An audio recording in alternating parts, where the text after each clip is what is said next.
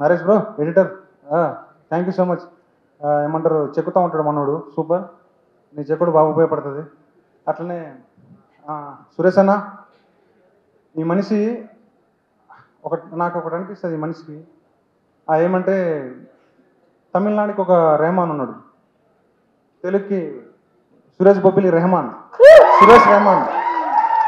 So ఆ మనిషి melodies, ఆ మనిషి ఆర్ఆర్. నాకు ఇప్పటికీ గుర్తుంది. నేను ఒక ఇక్కడ ఆఫీసులో ఉన్నప్పుడు విరాట పర్వం ట్రైలర్ బీజిఎం ఉంది. ఆ బీజిఎంని నేను ఎన్నోసార్లు ఏడ్చిన. వాళ్ళు నా పాత జ్ఞాపకాలను గుర్తు తెచ్చుకున్నా. అంటే ఒక మనిషికి ఆ బీజిఎం తోటి జ్ఞాపకాలని గుర్తు చేయగల సత్తా ఇచ్చిన మనిషి. థ్యాంక్స్ అన్న, థ్యాంక్ యూ సో మచ్ అన్న. నీ ఆర్ఆర్ నువ్వు తోపు. నువ్వు ఇప్పటికీ ఎట్లా ఇక్కడ నుంచి నీ టైం స్టార్ట్ అయింది. కోడితే కుంభస్థలం అంతే, కొట్టుకో. నెలకోసారి సినిమా రిలీజ్ కావాలని కోరుకుంటానన్న. అందరికన్నా పెద్ద పెద్ద వాళ్ళు అందరికీ థ్యాంక్ యూ సో మచ్. నా టెక్నీషియన్స్కి వీళ్ళే నాకు చాలా హెల్ప్ చేసారు, మిగతా వాళ్ళు కూడా చాలా హెల్ప్ చేసారు. సో ముందుగా నేను కొన్ని విషయాలు మాట్లాడతా.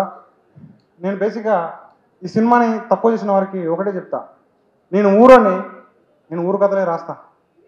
నాకు ఊరు ఎమోషన్ ఇష్టం.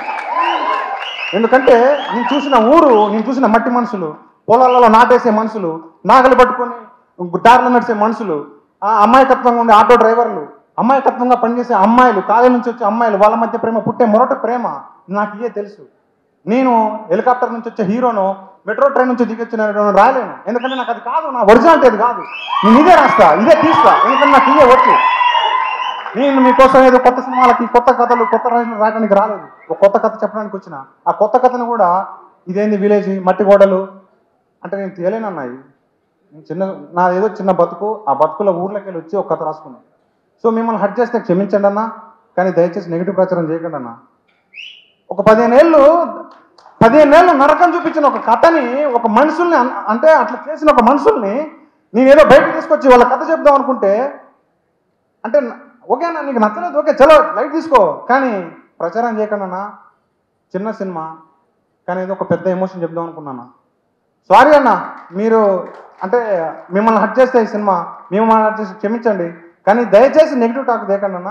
సినిమా మిమ్మల్ని 21వ తారీఖు కనుక మీరు కనుక నెగిటివ్ టాక్ అనేది వస్తే అమీర్పేట సెంటర్ ఉందిగా, కడ్రార మీద చెప్తా.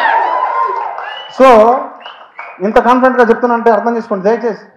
మీరు ఊళ్ళో అయితే మీరు ఆ ఊర్లోకి వెళ్తారు. అరే నేను ఏమంటారు సంక్రాంతికో దసరాకో పోయినట్టు మీకు ఆ ఊర్లో ఉంటారు.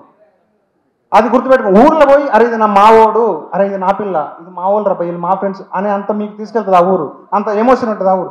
సో దయచేసి ఒకటే చెప్తానండి, ఈ సినిమాని 21వ తారీఖు వస్తుంది, దయచేసి చూడండి.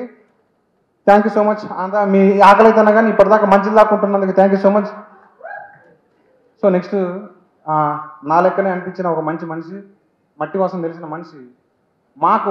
అందుకనే సినిమా అన్నీ తీసుకొస్తుంది. ఎవరు కావాలా, ఏం రావాలనేది సినిమా ఇస్తుంది. సో కిరణ్ అన్న థ్యాంక్ యూ అన్న, thank you so much. So అంతే, సినిమా మనం ఎంత ట్రై చేసినా కాదు, అది సినిమా ఇస్తుంది.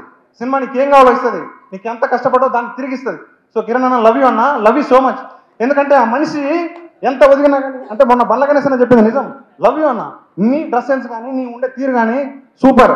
సో నాకు వణుకొస్తుంది, ఎందుకంటే మైండ్లో తప్పు చేయనప్పుడు, స్వచ్ఛంగా పనిచేసినప్పుడు నువ్వు మంచి పొగడపోయినా ఏం కాదు, కానీ దయచేసి నెగిటివ్ టాక్ తీసుకురావద్దండి. ఆ మనిషి వచ్చిండు, అక్కడి నుంచి ఇటుదాకా నా కోసం వచ్చిండు. ఆ మనిషికి అంత వయసులో కూడా నా కోసం వచ్చినప్పుడు ఆయన బాధ ఒకసారి చెప్పిద్దాం అనుకున్నా, కానీ అంతకుముందే మొత్తం చేసారు. బట్ ఎనీవే, సినిమా అనేది ఒకటి ఉంటుంది, దాని వెనక కష్టం అనేది ఒకటి ఉంటుంది, అవన్నీ తిరిగిస్తుంది. ఇంతకు పెద్ద పెద్ద స్పీచ్లు మాట్లాడేందుకు నన్ను క్షమించండి, ఎందుకంటే ఇంతమంది కష్టం ఉంది. రాత్రి పగళ్ళు కష్టపడి ఏదో కొత్తది చెప్పాలని చెప్పేసి ఒక చిన్న సినిమాకి వీళ్ళు ఇంతగా సపోర్ట్ చేస్తారు. నితిన్ అన్న, సాయి అన్న, sir Bapareddy sir, love you sir, thank you so much sir. So ఇలా ఈ అందరి కష్టాన్ని మేము ఏదో అంటే ఇంకొక రేంజ్ తీసుకుపోదాం అని చెప్పి ఇంకేదో కథ చెప్దాం అనుకుంటే మధ్యలో దయచేసి డ్రాప్ చేయొద్దన్నా. దండం పెడతాన్నా, సినిమా బతకాలన్నా. నేను చాలా సంవత్సరాలు కష్టపడ్డానా, వాళ్ళ వెనక పిల్లల లైఫ్ ఉంటుందన్నా. సో అందరికీ మీరే జవాబు చెప్తారని, ఆ సినిమా 21వ తారీఖు మీరు అందరూ ఆళ్ళకి వచ్చి చూస్తారని. 19 రూపాయలు అన్న, బీరు తాగితే 220 రూపాయలు, 260 రూపాయలు. సో ఒక్కసారి పక్కన పెట్టి ఒక 100 రూపాయలు, 99 రూపాయలు ఏమంటారు స్టఫ్ కూడా వస్తుంది. సో మీరు అవి పట్టుకొని రాండన్నా, వచ్చి సినిమా చూడండి, మజా వస్తుంది. మీ లవర్తో మీరు వస్తారు, రండి చూడండి, ఎంజాయ్ చేయండి. మీ లవ్ స్టోరీ మీకు గుర్తుకొస్తుంది. చెప్పిన అమీర్పేట సెంటర్లోని సో అది